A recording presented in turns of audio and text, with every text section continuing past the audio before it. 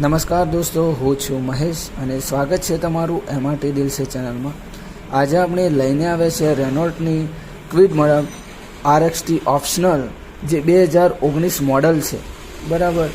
અને તમે જોઈ શકો છો ગાડીની કન્ડિશન એકદમ જેન્યુઅન છે, પર્સનલ યુઝમાં વાપરેલ છે, ફર્સ્ટ ઓનર ગાડી છે અને 25,000 કિલોમીટર ચાલેલ છે, બરાબર. અને ઇન્સ્યોરન્સ એક્ટિવ છે.